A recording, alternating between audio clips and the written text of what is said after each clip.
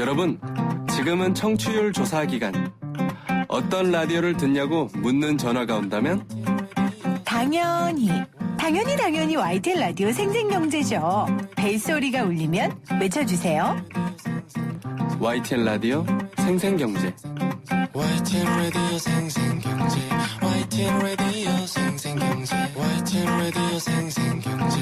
YTN 라디오 생생경제. YTN 라디오 생생경제. YTN 라디오.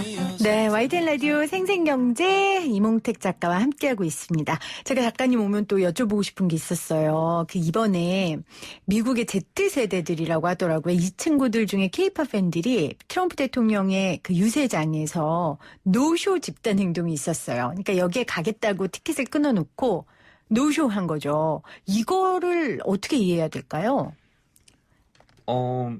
사실은 전 굉장히 간단하게 이해했는데, 네. 그들만이 할 수 있는 형태로 이제 뒤통수를 날렸다고 생각을 하고요. 네. 사실 이들이 뭐 K-팝 팬이나 뭐 Z세대나 이게 중요한 게 아니라, 거기 틱톡 할머니라고 하시는 한 분께서 굉장히 재밌는 놀이를 제안하신 거죠. 유희. 그러니까, 틱톡 할머니라는 게 뭐예요? 틱톡을 이용하는 진짜 할머니셨어요? 네, 맞아요. 거기 이제 메리조 로프라고 하는 한 이젠 그 여성분께서 네.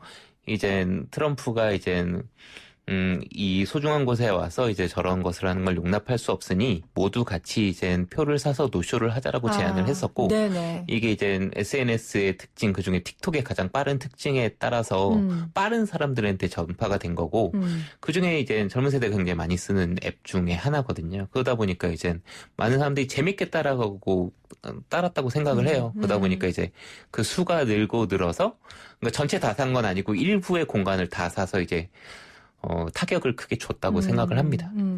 제가 작가님 책에 사회 부조리에 적극적으로 바른 소리를 내는 불편러들의 증가는 매우 바람직한 현상이다. 이러한 정의로운 예민함은 지속적으로 늘어나야 한다고 생각한다. 저 이 부분이 되게 와닿았거든요. 그래서 이런 정의로운 예민함이 특별히 지금 우리가 말하는 90년대생들, Z세대들한테 있는 건지, 그래서 이런 놀이와 결합했을 때 폭발력을 가져온 건지 그런 의문이 들었거든요. 사실은 이러한 재밌는 놀이가 사실은 이제 우리가 부조리한 거를 깨볼 수 있으면 더 파워풀하다고 생각을 합니다. 그래서 제가 얘기한 이런 많은 분들이 이제 불편러라고 하는 게, 저는 이제 나의 이제 의도를 무조건 남에게 강요하기 위한 불편러는 안 좋은 거지만, 그러니까 사회적으로 부조리한 것들 있죠. 예를 들면 성추행은 당연히 안 되는 것이고, 예를 들면 등등등 굉장히 기존에 있었던 악습들을 자기 이제 공정한 얘기를 내뿜을 수 있는 불편함은 굉장히 옳다고 생각을 했던 그러니까 부분이에요. 예전에는 예를 들어 내가 불합리한 일을 당해도 조직을 불편하게 하거나 아니면 내가 조직 안에서 불편해질 것 같으면 하지 않았는데, 지금은 그 옳은 이야기 하기 위해서의 불편함 정도는, 그 불편함은 감수하는 게 너무 당연한 세대라는 거죠. 제가 자꾸 세대라고 표현해서 죄송해요. 혼날 것 같은데 작가님한테. 네. 우리가 이제 보통 집단화를 해야 이야기하기 쉬우니까요. 제 말이 맞습니까? 네. 맞다고 생각을 합니다. 네. 불편함을 그만큼 감당하는? 그러니까 수단으로서, 그러니까 나의 권리를 버리지 않는 시대가 된 것 같아요. 거기에 중심적인 세대고요. 수단으로서 나의 권리를 버리지 않는 세대. 예, 말씀하신 대로 집단에서 뭔가 불편함을, 내가 이제 얘기하는 게 불편함을 끼치지 않을까? 아니면 이런 거는 그냥 넘어가도 되는데. 근데 사실은, 이들이 특별하기보다는 사실은 굳이 그걸 말할 수 있는 시대가 되었거든요. 예를 들면 저는 이제 굉장히 경제적으로 생각하는데, 뭐 10년 전에 예를 들면 내가 미투를 말씀드리긴 좀 죄송하지만, 만약 예를 들면 이런 상황이라 했다면 예전에는 얘기해도 아예 씨도 안 먹힐 상황이었을 이제 거다. 세상이었다고 한다면 지금은 먹히거든요. 그렇다면 환경 자체가 변했다고 생각을 해요. 특별히 Z세대나 새로운 세대들이 용기를 갖거나 인종이 바뀐 게 아니라, 네. 이제 그런 이야기가 들을 만한 사회가 됐고, 네. 그 이야기가 거대한 그 벽돌을 부술 수 있는 작은 힘이 된 사회가 됐다. 네. 그러다 보면 당연하게 얘기할 수 있는 거고요. 이게 닭이 먼저냐 달걀이 먼저냐랑 굉장히 비슷한 논쟁 같아요. 세상이 변해서 사람들이 변했느냐, 사람들이 변해서 세상이 변했느냐. 복합적이라고 생각을 합니다. 그렇죠. 세상을 어떻게 탁탁 전형적으로 나눠서 하겠어요. 그래서 아마 이 책을 작가님이 쓰고도 가장 조심스러워 하시는 부분이 그건 것 같아요. 전형적인 건 없다. 90년생이라고 다 전형적으로 그런 거 아니고 그렇게 접근하면 안 된다라는 걸 계속 이렇게 견제하시는 것 같아요. 네. 왜냐하면 책을 쓰면서 생각이 바뀌었거든요. 이들이 오히려. 뭔가 다른 걸 찾으려고 썼는데 사실은 다른 게 아니라 시대에 가장 맞춰서 거기에 맞춰서 행동했구나. 저도 그랬듯이요. 사실 저희도 이제 80년대생으로 살아가면서 뭔가 우리가 특이하다는 생각을 한 게 아니고 그냥 환경에 맞춰서 가장 합리적인 선택을 한다고 생각을 해요. 맞아요. 네. 우리도 사람들이 니네 참 별종이다 그랬는데 80년대생들도 생각해보면 특별히 내가 다르게 한 게 아니라 시대에 맞춰서 내가 맞게끔 행동한 건데 저도 작가님하고 오늘 인터뷰 나누면서 굉장한 그 시각의 변화가 생기네요.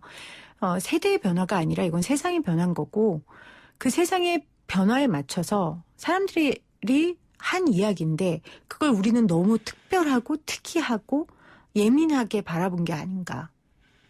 그런 생각이 듭니다. 자, 그러면 코로나19라는 게 우리가 지금 계속 세상의 변화에 대한 이야기를 하는데 세상을 엄청나게 변화시켰잖아요.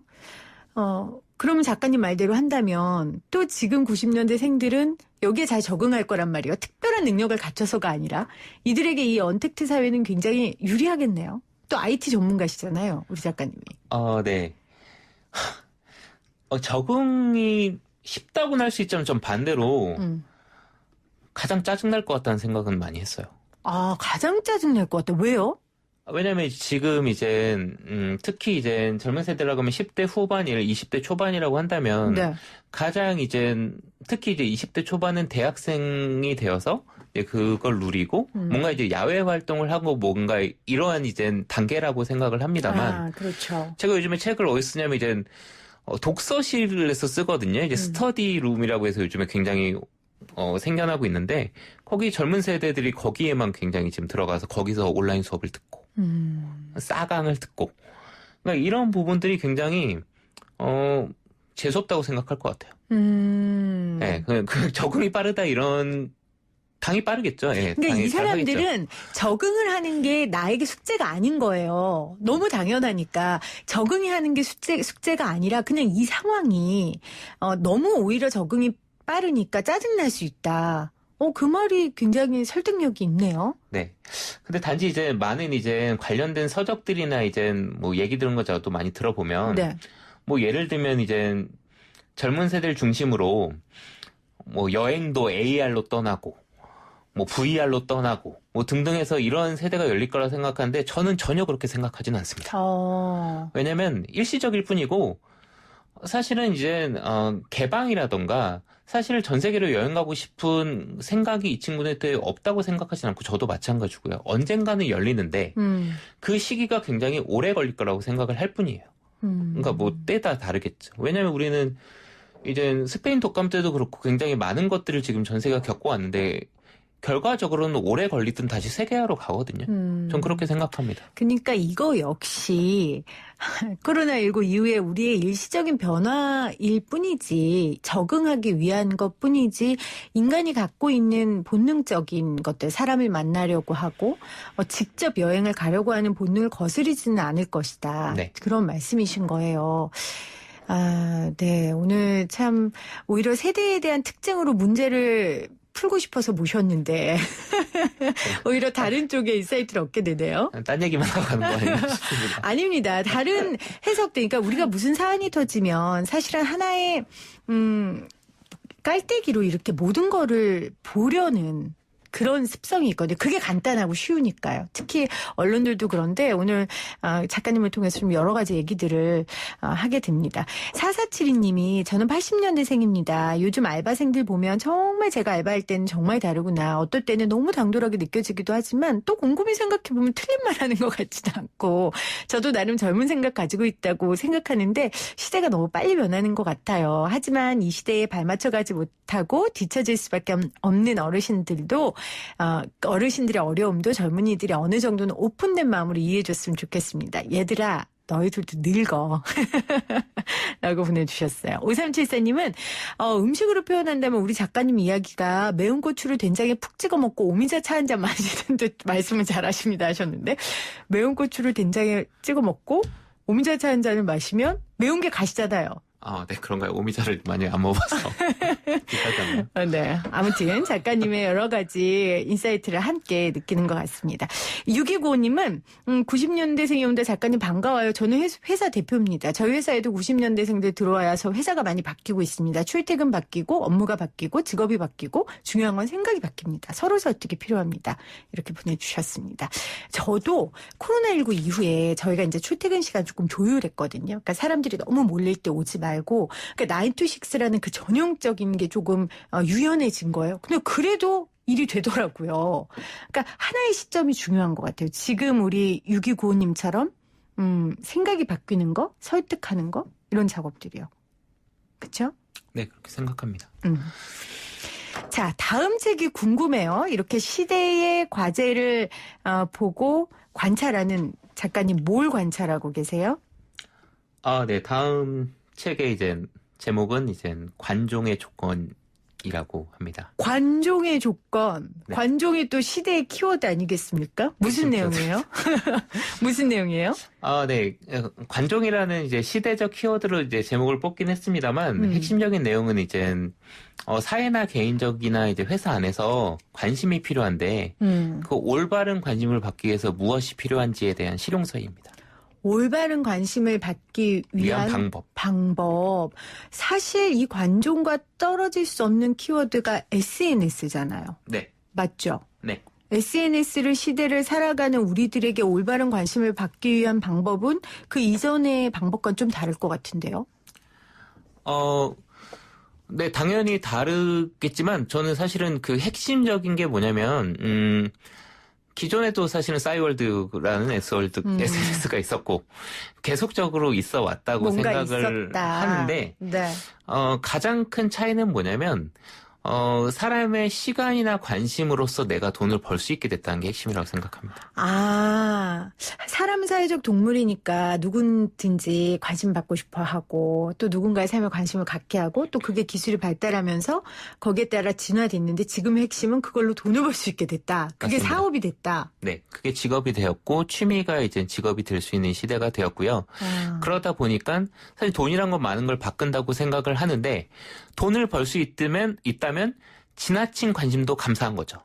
그러다 보니까 삐져나갈 수도 있다고 생각을 하는 게 사실은 관종을 넘어선 관심병자라고 생각합니다. 그럼 그 관종과 관심병자의 차이와 구별법에 대해 쓰고 계시는 거예요? 네, 그거를 구별할 필요가 있다고 생각했어요. 왜냐하면 지금 관심병자랑 관종이 똑같이 쓰이거든요. 근데 누군가에게 너 관종이야 하면 두 가지 반응이 있는데 첫 번째는 굉장히 욕한다고 생각하는 경우가 있고 최근에 그 정치인께서 고소하셨죠. 정치인 관종이라고 했다가 고소한 적이 있었고 또 하나는 굉장히 관종이라는 걸 고마워하시는 분들도 있어요. 나 관심 필요해. 근데 굉장히 그게 이유가 뭐냐면 관종과 관심병자가 분리가 안 돼서 그렇다고 생각합니다. 그러니까 모두가 사실은 관심이 필요한 관심 추종자라고 생각을 하지만 사회적 문제를 일으키는 관심병자랑은 분명히 분리가 된다고 생각해요. 언제쯤 나와요? 네, 11월에 목표로 쓰고 있습니다. 작가님 책이 나오면 그게 사회적 담론으로 막 탄생하는 물론 한 번의 경험이었지만 이번에도 그 책 내놓으시면 관종에 대한 이슈들이 굉장히 많이 생길 것 같은데요. 네, 그러면 좋겠고 사실은 이거는 담론을 만들어내기보다는 정말 올바른 관심에 대해서는 좀 생각을 했으면 좋겠어요. 맞습니다. 네. 사실 언론들도 그렇거든요. 요즘에 클릭하는 것대로 돈을 버는 세상이다 보니까 기사 제목이라든지 이런 부분에 관심 받기 위한 제목들을 쓸 때가 있어요. 저도 늘 인터뷰 전문 쓰고 그 카피를 뽑을 때 그 유혹에 늘 시달리거든요. 저도 이 책을 한번 보도록 하겠습니다. 올바르게 관심 받기 위한 방법. 그럼 제가 청취율 조사라고 우리 제발 좀 청취율 대답해달라고 하는 거 올바른 관심 받기 위한 방법 맞죠? 맞습니다. 커피 쿠폰 막 쏘고 이거 네. 물질적인 방법인데 이거 올바른 관심 맞죠? 네, 맞습니다. 여러분들 들으셨죠? 샵 0945 우물정 0945로 생생경제에 대한 여러분의 사랑을 표현해 주시면 제 커피 쿠폰 쏩니다. 이거 올바른 관종이라고 작가님께서 이야기해 주셨습니다. 자, 마지막으로 작가님, 우리 이 시대를 살아가고 있는 사람들에게 세대 갈등이라는 말 옳지 않다고 하셨지만 어쨌건 이 세대 갈등 때문에 힘든 분들에게 그냥 한마디 좀 해주세요. 네. 너무 고생이 많으실 거라고 생각합니다. 저도 이제 언젠간 중간 관리자가 다시 되겠지만, 저는 어디 가서도 이제 젊은 세대를 이해된다라는 얘기는 하지 않습니다. 밀레니얼 세대만을 위한 조직 문화 같은 건 세상에 없습니다. 그냥 모두를 위한 조직 문화가 있을 뿐이고요.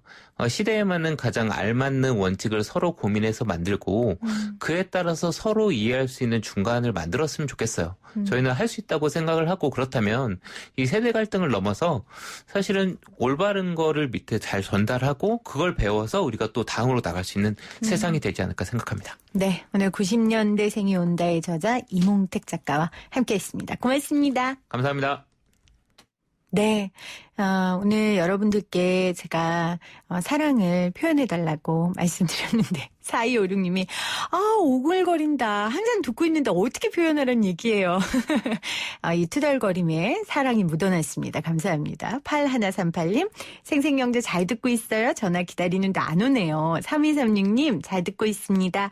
9356님 생생경제 잘 듣고 있어요. 앞으로도 계속 알찬 방송 부탁드릴게요. 그리고 전화 오면 꼭 생생경제 듣는다고 이야기할게요. 또 9620님 항상 감사합니다 하셨고요. 9193님은 단톡방에 생생경제를 홍보했어야 하셨어요. 세상에 이렇게 경제적으로 생생경제를 홍보하시다니 감사합니다. 8110님 생생경제 너무 잘 듣고 있어요. 앞으로도 좋은 방송 해주세요 하셨고요.